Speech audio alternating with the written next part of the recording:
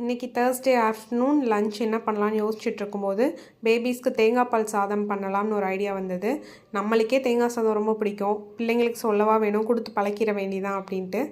அதுக்கு முன்னாடி வீட்டில் லன்ச் வேணும்னா மொச்சை குழம்பு, சௌச்சோ பொரியல் தான். மொச்சை குழம்புலேயே கூட அம்மா கத்திரிக்காய் போட்டிருந்தாங்க, நான் ஒரு முட்டை மட்டும் போட்டுக்கிட்டேன். நம்மளுக்கு தான் எக் இல்லைன்னா சாதமே இறங்காதுன்ற மாதிரி டெய்லி ஏதாவது ஒரு டைம் எக் எடுத்துக்கிறது. இப்போது பிள்ளைங்களுக்கு குக்கரில் கொஞ்சமாக எண்ணெய் நெய் சேர்த்துக்கிட்டு கட் பண்ணி வச்சுருக்க பூண்டு, வெங்காயம், சீரகம் எல்லாத்தையும் போட்டு நல்லா வதக்கிட வேண்டியதான். எண்ணெய் நான் கடலை எண்ணெய் தான் சேர்த்துருக்கேன், ரெண்டுமே கொஞ்சம் கொஞ்சம் மட்டும்தான் சேர்த்துருக்கேன். கூடவே இன்றைக்கி என்ன காய் போடலாம் அப்படின்னு யோசிக்கும் போது உருளைக்கிழங்கும் பச்சை பட்டாணியும் இருந்தது ஞாபகம் வந்தது. ரெண்டுமே கேஸ் அப்படின்றதுனால ஃபைனலாக நான் பெருங்காயமும் சேர்த்துக்கிட்டேன். தேங்காய் பால் first time and second time எடுக்கிற பால் நல்லா திக்காக எடுத்துக்கிட்டு அதுக்கப்புறமா வேணும்னா தண்ணி ஆட் பண்ணிக்கலாம் அப்படின்ட்டு தான் பார்த்தேன்.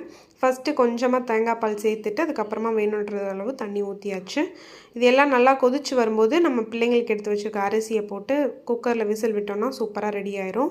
இது நம்மளுக்கு பண்ணுற மாதிரி 2 விசில் 3 விசில் தம் வைக்கிறதுலாம் கிடையாதுங்க. பிள்ளைங்களுக்கு நல்லா குழச்சி கொடுக்குறோம் அப்படின்றதுனால நல்லா ஒரு 6-7 விசில் விட்டுடுறது. ரைஸும் சூப்பராக ரெடி ஆயிடுச்சு.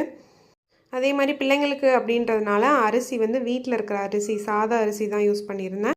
சீரக சம்பாவோ பாஸ்மதியோ எதுவுமே இல்லைங்க, நார்மல் ரைஸில் பண்ண தேங்காய் பால் சாதம் தான் இது. நீங்களும் உங்கள் பேபிஸ்க்கு இதை ட்ரை பண்ணி பாருங்கள், சூப்பர் டேஸ்ட்.